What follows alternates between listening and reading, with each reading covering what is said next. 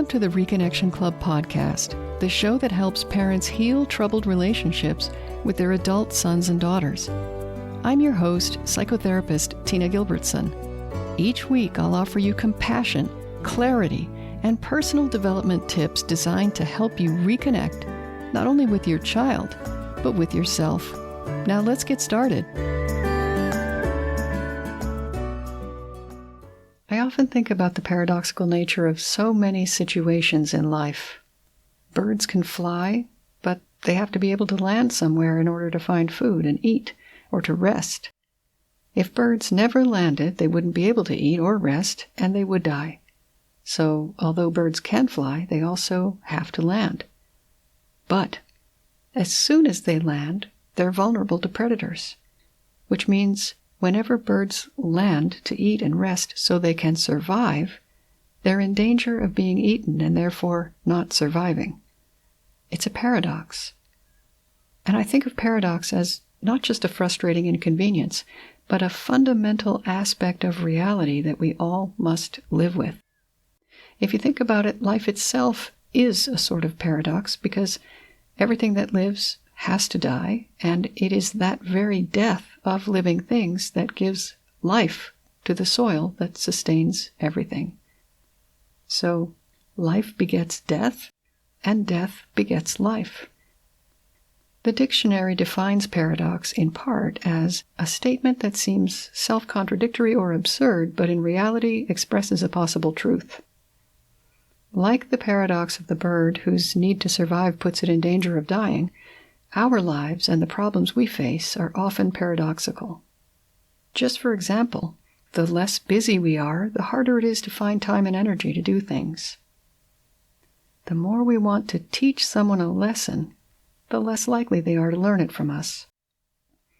The more loudly we claim that others are to blame, the guiltier we appear, and on and on.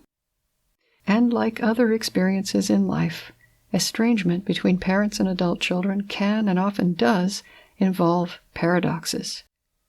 Here's one, and this may be unfair, but it seems like the more you try to persuade your estranged adult child to end the estrangement, the more you may unwittingly persuade them to continue it. Why should that be so? Well, first, I want to say there's nothing wrong with trying to heal estrangement. That's what this podcast is about. I think it's a worthy goal. But the way that many parents approach it too often backfires. And I think it's because instead of addressing whatever interpersonal dynamics might be contributing to estrangement, they focus on simply reestablishing regular contact as soon as possible. They don't realize that in pushing for contact when an adult child has chosen estrangement, it seems like they're saying, in essence, you are wrong to keep your distance. We should be in contact. That's the right way. And you may feel that that's true, but trying to convince someone that they're wrong to want what they want or to feel the way they feel doesn't work very well. And it certainly doesn't draw them closer. Instead, it tends to push them away, which is the exact opposite of what you're trying to accomplish. Imagine if someone said to you, you shouldn't care about your adult child, and why are you trying to repair that relationship anyway? Would that change how you feel? Would it change your desire for the estrangement to end? I doubt it. I think it would only convince you that that person doesn't understand your experience and probably can't help you. Well, the same thing can happen when a parent debates with an adult child about their reasons for estrangement, or pushes for contact when the problems haven't been addressed yet, let alone resolved. The adult child may end up thinking, my parent doesn't understand my experience, and so they can't help me fix this. The desire to try to convince your adult child of your good intentions or of the importance of family, which I personally believe in, that desire is natural, it's understandable. The paradox is that often the more we pull on people, no matter what tools we use to do the pulling, the more we end up pushing them away. That's one paradox that can feature in estrangement. The more you pull, the more you end up pushing. Another paradox involves parents' concerns about being forgotten during a prolonged estrangement. And this is something that is truly heartbreaking that I witness often. It's so easy to see the despair in the eyes of parents who feel powerless, and at the same time they're convinced that if they don't take action, they'll be forgotten. So I'm glad to have this platform to let you know if you're worried about your child or children forgetting you. In reality, it is really hard to forget the parents who raised you. It is true that most of us aren't thinking about our parents 24 hours a day, just as you probably are not thinking about your adult child or children 24 hours a day, even if it sometimes seems like you are. It's not really possible for your attention never to wander. Anyway, for better or worse, we live in a society where there are constant reminders about family. Forgetting your parents, especially while they're still alive, is nearly impossible, so there's no point in trying.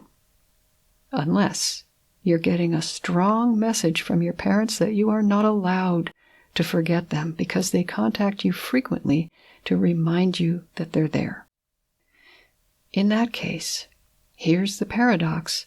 The more parents remind estranged adult children that they're there for them, the more fervently those adult children may try to forget that fact, even if they're not successful. You don't have to do anything for your children to remember who their mother or father is. They remember. So reaching out just to remind them you exist is like pushing a river to make it flow. And whether you're pulling or pushing, paradoxically, the harder you work, the farther behind you might find yourself falling. Please don't despair.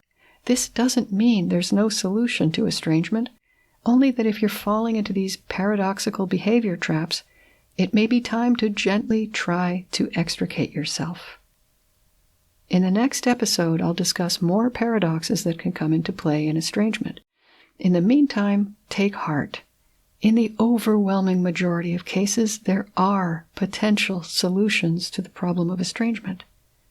Your continuing personal healing, growth, and learning are nudging you right now toward real solutions. So, just for today, consider allowing the river to flow at whatever speed and in whichever direction it's going. You can make efforts again tomorrow once you determine which efforts are likely to be the most fruitful. Until next time, remember that you are a loving, lovable, and still growing human being. So please take good care of yourself. Bye for now.